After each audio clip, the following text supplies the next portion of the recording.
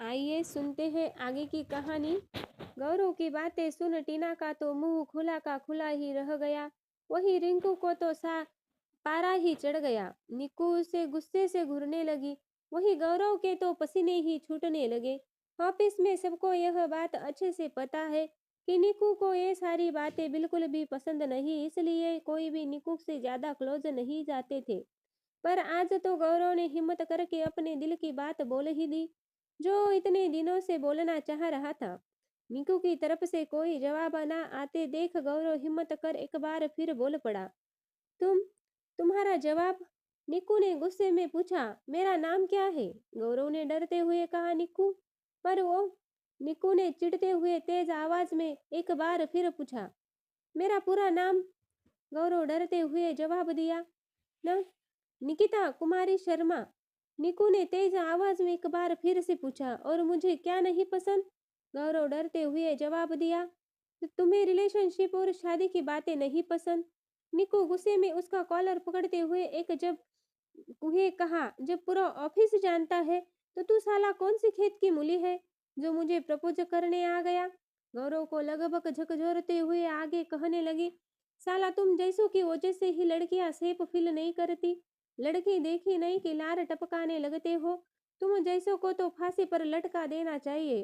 गौरव डरते हुए कहा, पर मैं तो बस तुमसे शादी के लिए पूछ रहा हूँ और तुम ऐसे बोल रही हो जैसे मैं तुम्हें छेड़ रहा हूँ। निक्कू ने उसे वैसे ही कॉलर से पकड़े हुए गुस्से से कहा, साला मैं यहाँ दिन रात पढ़ाई में लगी रही हूँ कि कलेक्टर बनूं, और तू यहाँ मुझे यानी निकिता कुमारी शर्मा को घरवाली बनाने के बारे में सोच रहा है। गौरव ने उसे समझाते हुए कहा, वो तो तुम शादी के बाद भी कर सकती हो। बहुत सी लड़कियां शादी के बाद भी तो अपना सपना पूरा करती है। यू डॉ तुम जैसो जैसों के लिए अपने पापा को छोड़कर आऊंगी, सोच भी कैसे लिया? टीना ने बात बढ़ती देख आगे कर आगे आकर निक्कू का हाथ गौरव के कॉलर कॉलर से हटाते हुए कहा, छोड़ दे, जाने दे निक्कू, आगे से नहीं करेगा। बात बिगड़ती देख आस पास जो भी ऑफिस के लोग थे वो भाग कर बीच बचाव करने वहां दौड़ कर आ जाते हैं। वो दो वो दो हिस्सों में बंटकर उन दोनों को एक दूसरे से दूर करने लगे, पर निक्कू की पकड़ इतनी मजबूत थी कि उन सब से पसीने ही छूट गए। काफी कोशिशों के बाद कहीं जाकर एक कर निक्कू ने उसका कॉलर छोड़ दिया। टीना ने कहा, तू चल यहाँ से। निक्कू जाते हुए गुस्से में कहा, आज छोड़ दिया पर अगली बार ओ हाल करूंगी कि पूरी जिंदगी शादी के नाम से ही डर लगने लगेगा, समझा? टीना लगभग निक्कू को खींचते हुए वहां से ले गई। टीना ने कहा, क्या है यार, वो सिर्फ पूछ ही तो रहा था, सिंपल ना बोल देती, इतना भड़कने की क्या जरूरत थी? उसकी हिम्मत भी कैसे हुई मुझसे ऐसी बकवास करने की? मैं उसे छोड़ूंगी नहीं। आपने आप को क्या समझता है? तू शांत हो जा अब। अपना मूड मत खराब कर, हो गया जो होना था, तू घर जा आराम कर। तुझे तो पैकिंग भी करनी है ना, कल शाम की तो ट्रेन है। हाँ, ठीक है, पर आगे से उसने ऐसा कुछ किया तो मुझसे बुरा कोई नहीं होगा। अच्छा, ठीक है मेरी माँ, जो करना है कर लियो। अब चल बाय। निक्कू ने कहा बाय। दोनों अपने अपने घर की तरह चली जाती है। वही दूसरी तरफ गौरव से उसका साथी कलीग बोला, क्या बात है भाई, सीधा प्रपोज? मतलब मान गए? एकदम कमाल। उसकी हालत पर उसकी खिल्ली उड़ाते हुए बोले। वही दूसरा हंसते हुए बोला, अब तो उतर ही गया होगा आशिकी का भूत। क्या सोच के तूने उसे प्रपोज किया? लड़की होने के बावजूद तो उसमें एक भी लड़कियों वाली खूबी तो है नहीं। आंखें नहीं है तो देखा नहीं है कि कैसे झल्ली जैसी है। वही खड़ी एक लड़की ने कहा। गौरव ने झंझानते हुए कहा, यार, जो बोलना था सो आज हिम्मत करके बोल दिया, पर वो इतनी बुरी तरीके से रिएक्ट करेगी ये तो सोचा भी नहीं था। इतना कह कर वो वहां से चला गया और बाकी सब वही खड़े उसे जाते देख आपस में ही बात कर उसका मजाक उड़ाने लगे। निक्कू गुस्से में घर पहुंची तो उसे उसका पूरा परिवार एक साथ हॉल में ही एक साथ ही मिल गया। उसके माँ पापा, दो छोटे भाई कार्तिक और समीर, सब उसे देख रहे थे, जैसे किसी भूत को देख लिया हो। वो सब पर एक नजर डाल जाने लगी तो पीछे पीछे से उसके पापा ने कहा, रुक निक्कू, कुछ बात करनी है। निक्कू बेमन बैठते हुए बोली, हाँ पापा, क्या हुआ? सब गंभीरता से उसे देख रहे थे। अपने पापा को कुछ ना बोलते देख वो फिर बोली, क्या हुआ?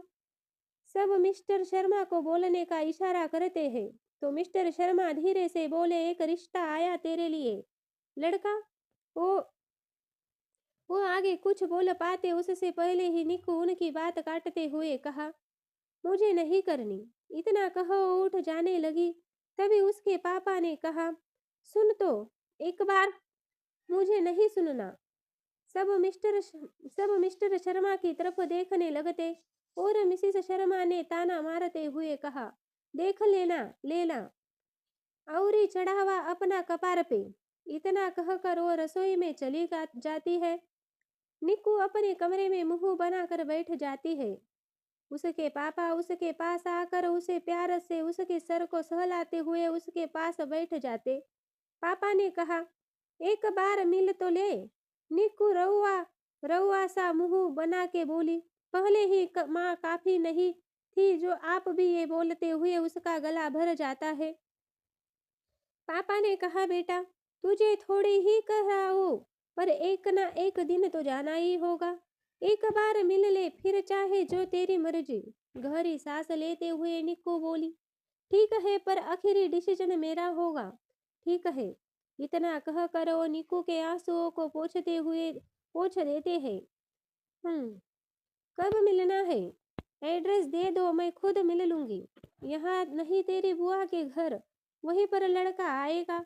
वही आस पास लड़का रहता है। अच्छा, अब बस ज्यादा टेंशन ना ले और नीचे आकर खाना खा ले। निको कुछ सोचते हुए कहा, ठीक है।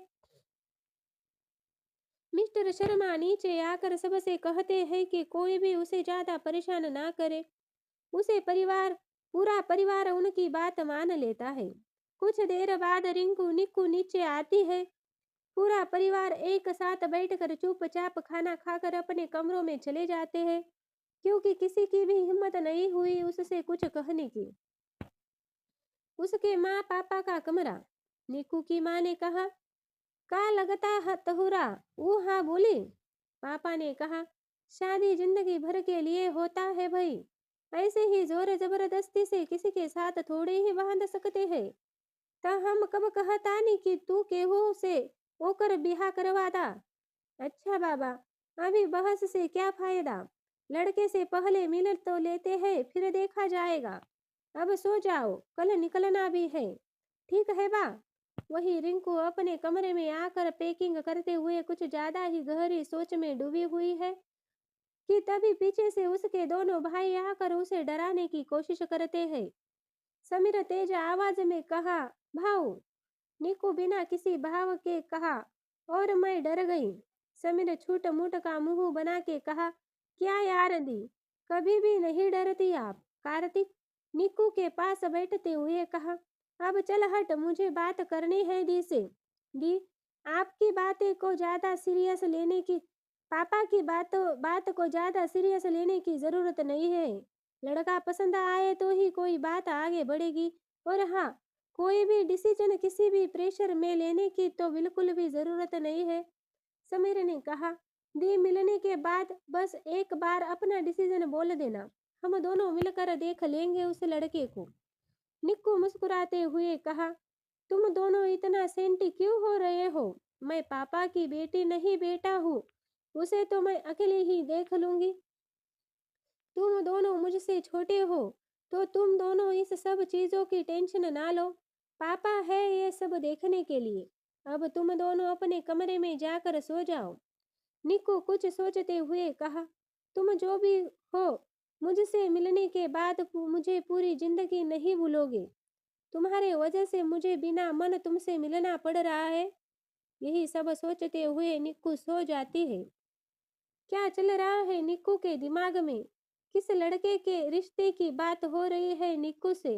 क्या फैसला होगा निक्कू का उस लड़के से मिलने के बाद? जानने के लिए मेरे साथ बने रही है। कहानी हुकुमरानी साकी में।